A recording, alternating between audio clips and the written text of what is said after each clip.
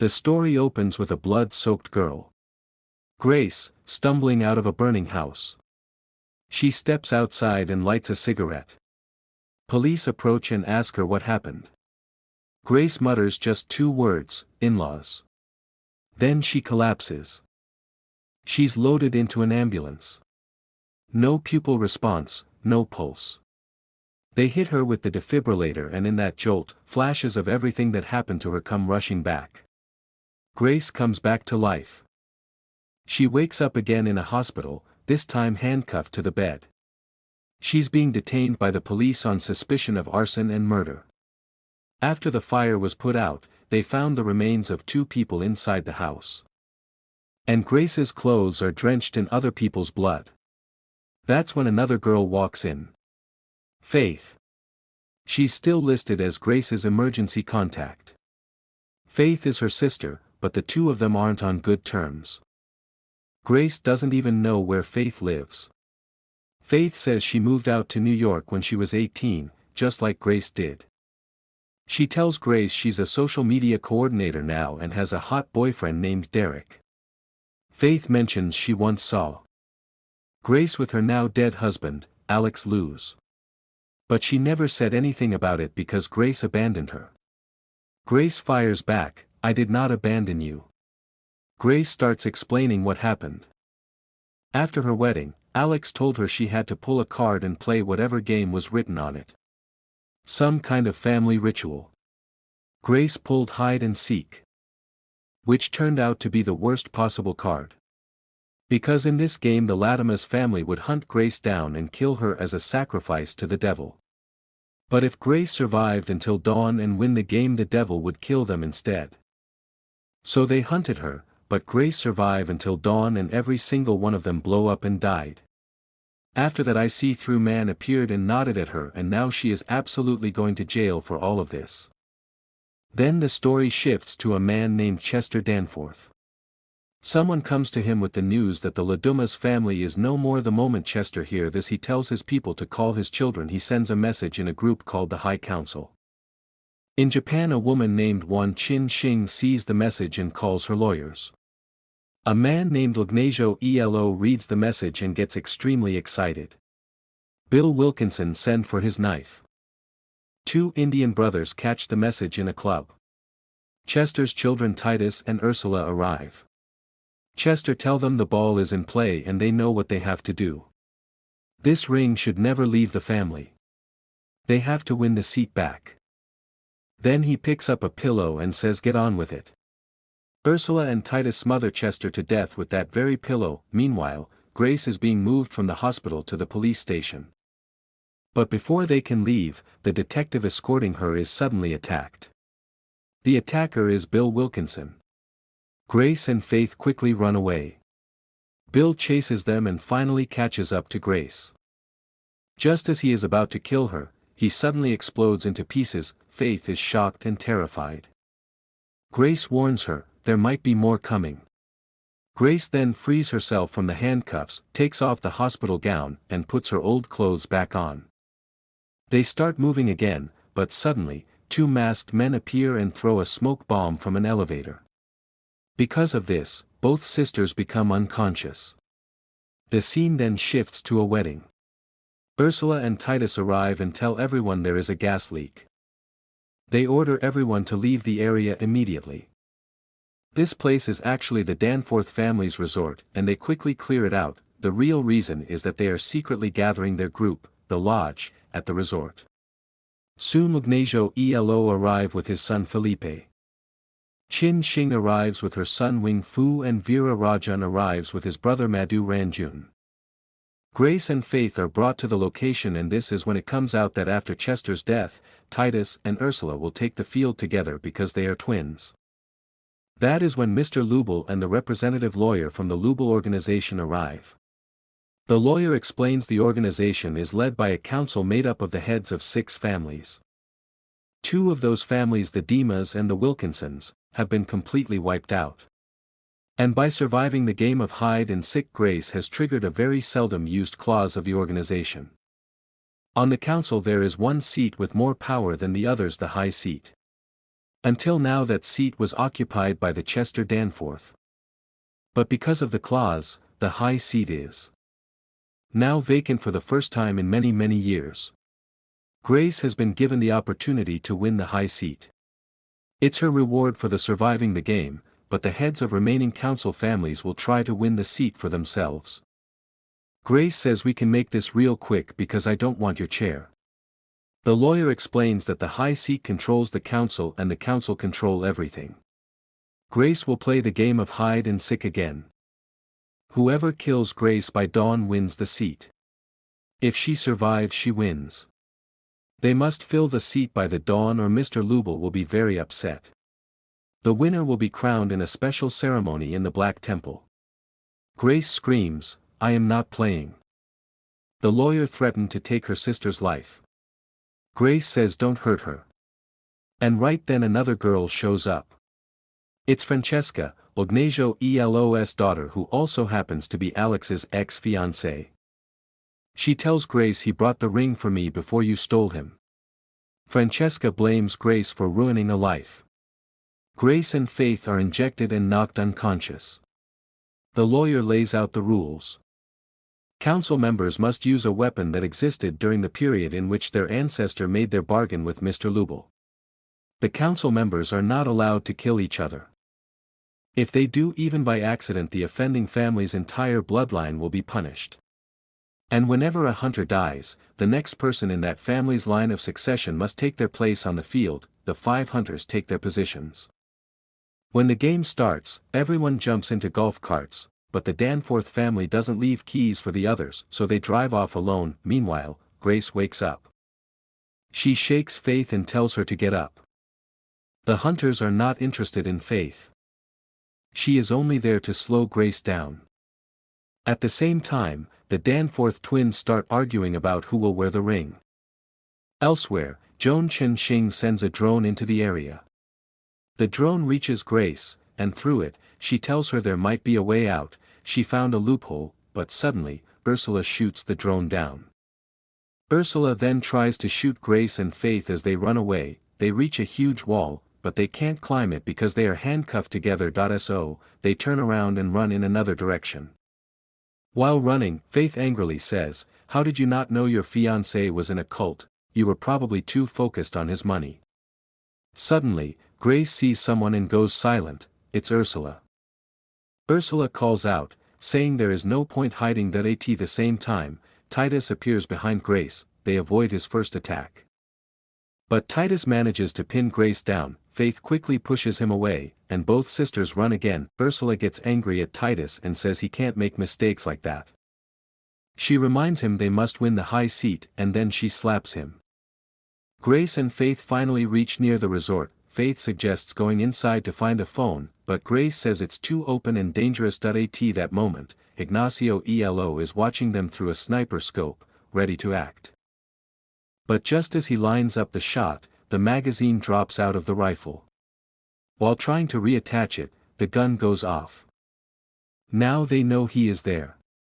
Ignazio opens fire, but his aim keeps missing. Grace and Faith run and take over. Faith notices some dried leaves nearby. She uses them to create a smoke screen around them.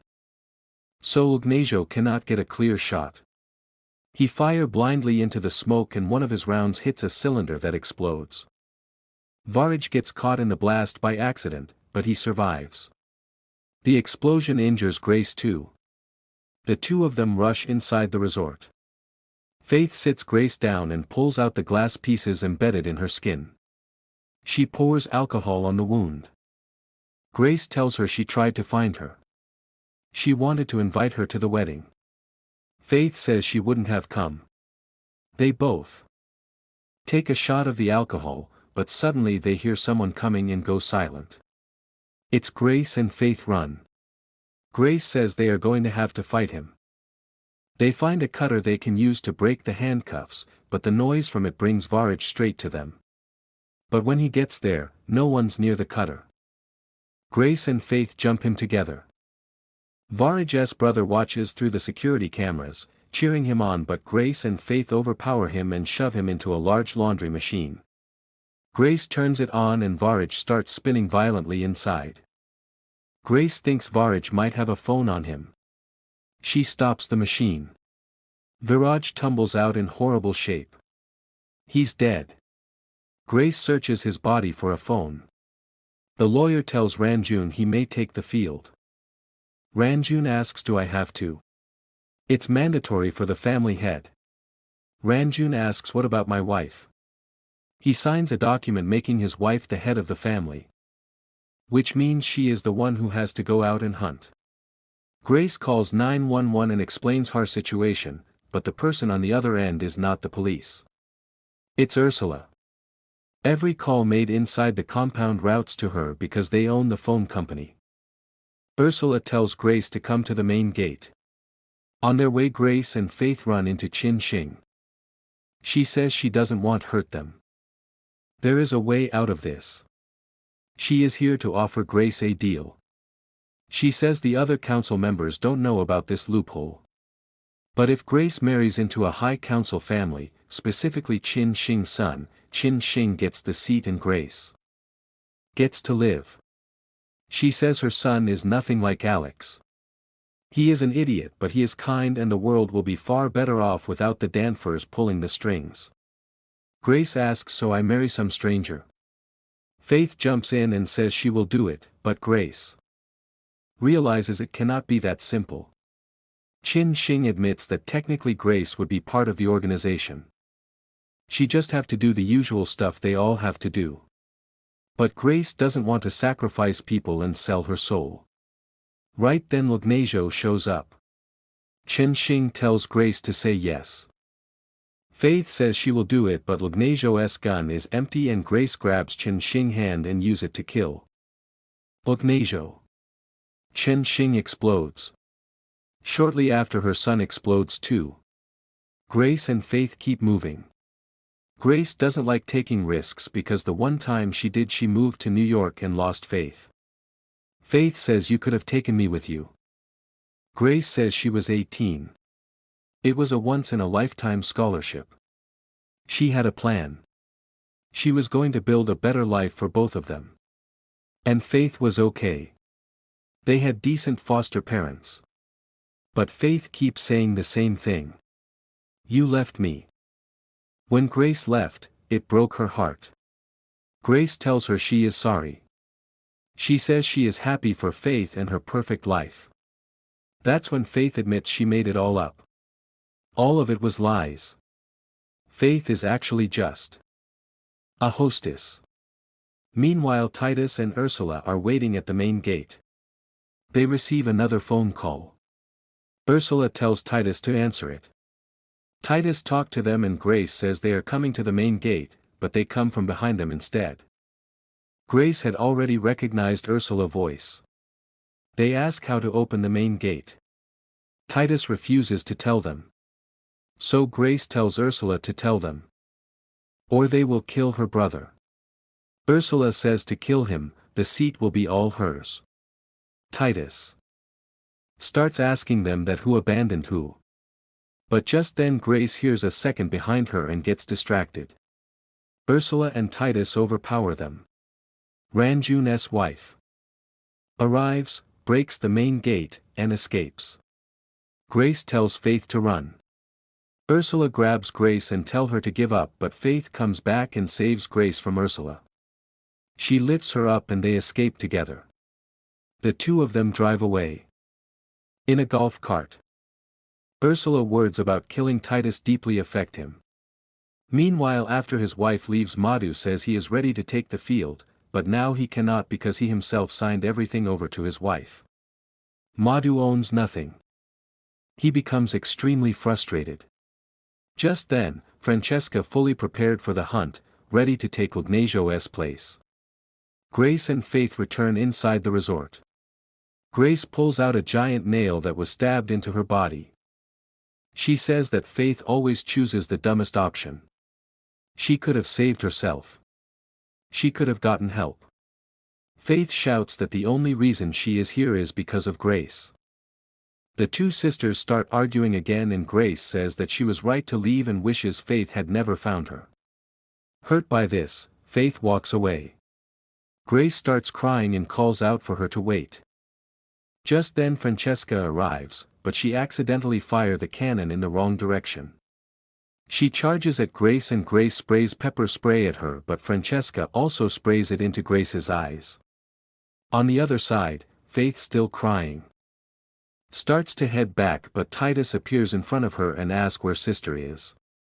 Meanwhile, Grace and Francesca cannot see anything and are blindly attacking in the air. Titus starts beating Faith. Faith kicks him and tries to run, but Titus chases her and does not let her escape. At the same time, Francesca gains the upper hand over Grace. Both sisters are losing on their own sides. Francesca is about to land the final blow, but Grace fights back. Faith smashes Francesca with a piano. Meanwhile, Ursula comes to Titus and tell him to stop, but Titus slaps her. Ursula is shocked, but then she tells him that they can use her.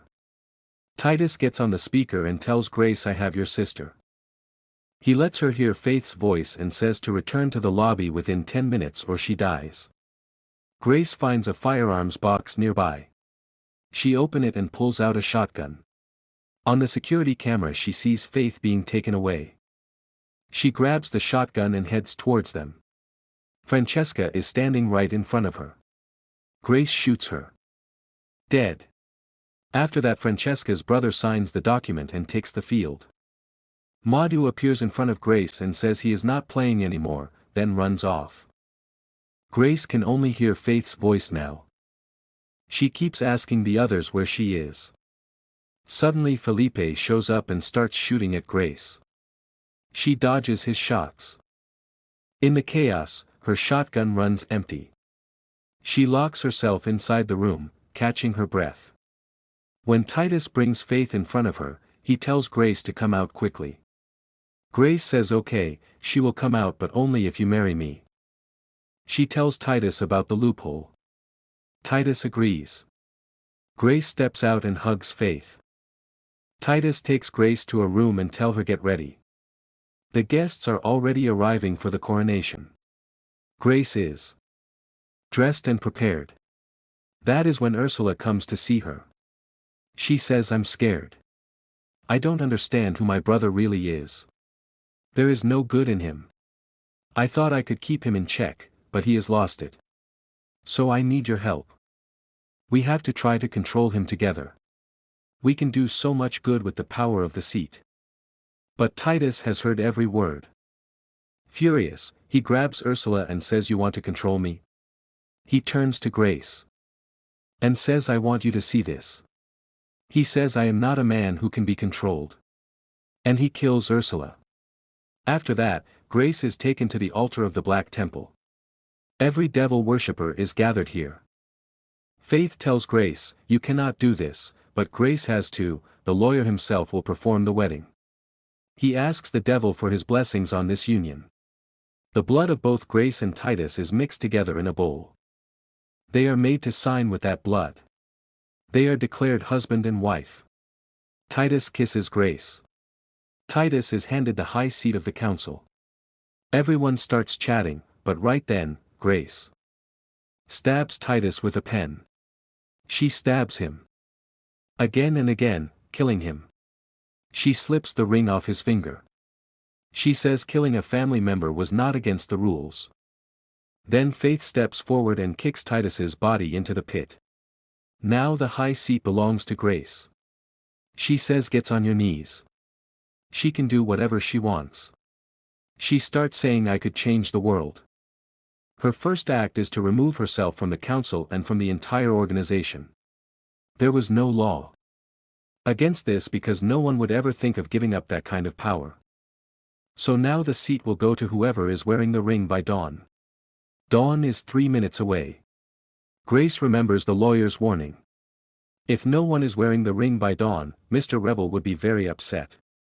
So Grace takes the ring off and throws it into the pit. Whoever goes down and finds the ring and slips it on will take the high seat.